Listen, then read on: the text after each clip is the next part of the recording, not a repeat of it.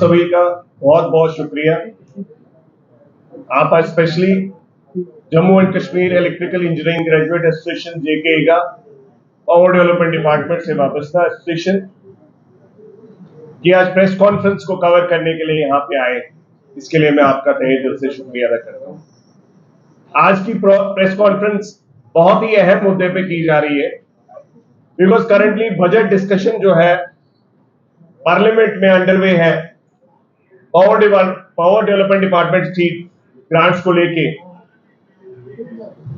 और मैं आज ये कहना चाहता हूं सरकार से कि पावर डेवलपमेंट डिपार्टमेंट को अनबंडल करके कॉर्पोरेशंस में कन्वर्ट करके वाटर टाइप चैम्बर्स में कन्वर्ट करके आज एम्प्लॉय जो है बहुत ही ज्यादा परेशान है, सैलरीज को लेके, चिल्ड्रन अलाउंस को लेके, दीगर जो भी लीव एनकैशमेंट को लेके, जो भी रिटायर हो रहा है पावर डेवलपमेंट डिपार्टमेंट से on deputation in the various corporations is suffering, his family is suffering.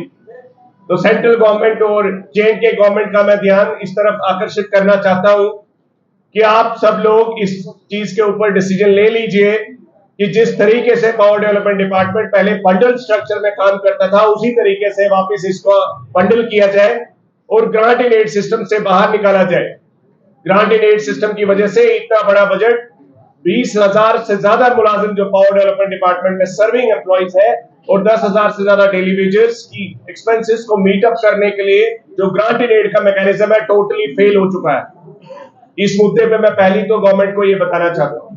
दूसरा इंपॉर्टेंट मुद्दा है, जिस चीज के लिए अनबंडलिंग की गई थी कि डिपार्टमेंट में जितने भी इंजीनियर्स हैं उनकी रेगुलराइजेशन टाइमली होगी, जितने भी नीचे वर्कर्स हैं उनकी रेगुलराइजेशन डेली वेजेस की टाइमली होगी।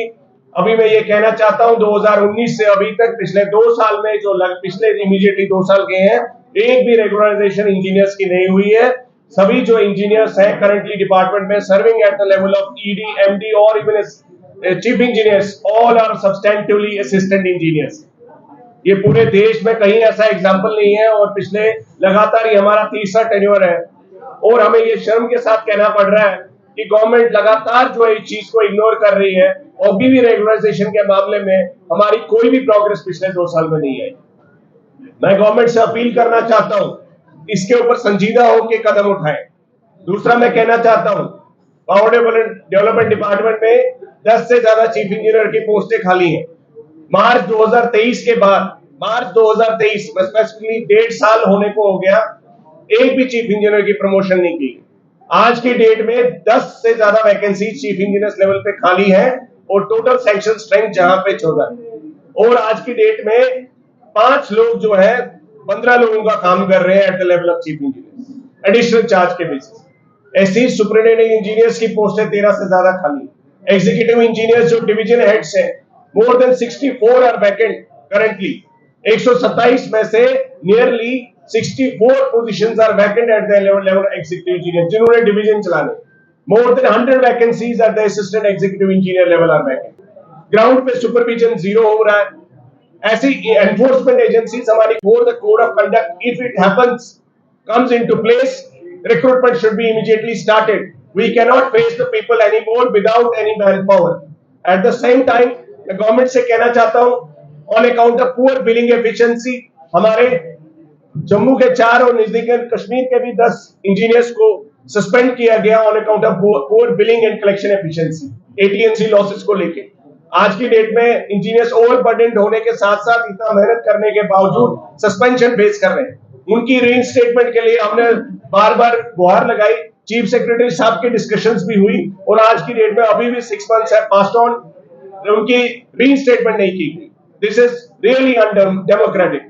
एट द सेम टाइम मैं गवर्नमेंट से कहना चाहता हूं एश्योर्ड कैरियर प्रोग्रेशन जो इंजीनियर्स के फेवर में 2018 में अप्रूव किया गया था कैबिनेट में, जिसका यूटी एडमिनिस्ट्रेशन ने कोई संज्ञान नहीं लिया।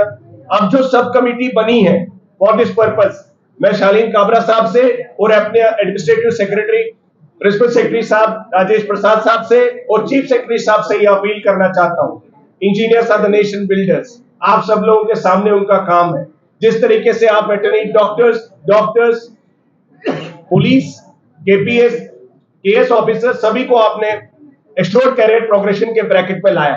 गेस्टेड कैडर के पास स्टैग्नेशन इतनी ज्यादा है कि एक एई जो है 10 साल 12 साल भी एई की पोजीशन पे कंटिन्यू कर रहा है, एक एडब्ल्यू जो है नेक्स्ट लेवल पे प्रमोट नहीं हो रहा है।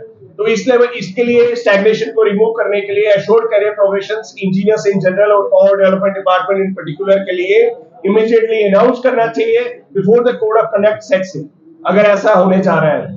मैं गवर्नमेंट से अपील करना चाहता हूं और तमाम पॉलिटिकल डायस्पोरा से भी अपील करना चाहता हूं कि जिस तरीके से जम्मू के मुद्दों को लेके स्पेशली जो एम्प्लॉइज के मुद्दे हैं, एम्प्लॉइज 3.5 लाख मुलाजिम जो है हमारी यूटी में काम कर रहे हैं, एम्प्लॉय फ्रेंडली मेजर्स के ऊपर भी काम होना चाहिए। इस टाइम बजट की ग्रांट्स के ऊपर डिस्कशन है, तो मैं गवर्नमेंट से अपील करना चाहता हूं कि वो पार्लियामेंट में इस चीज को रखे और जम्मू कश्मीर के एम्प्लॉइज को यूटी में आने के बाद कोई ऐसा इंसेंटिवाइज किया जाए जिसकी वजह से वो जो है मोटिवेट भी हो, रिक्रूटमेंट को फ्लिप मिले और जो है ग्राउंड पे कंज्यूमर्स को भी राहत मिले।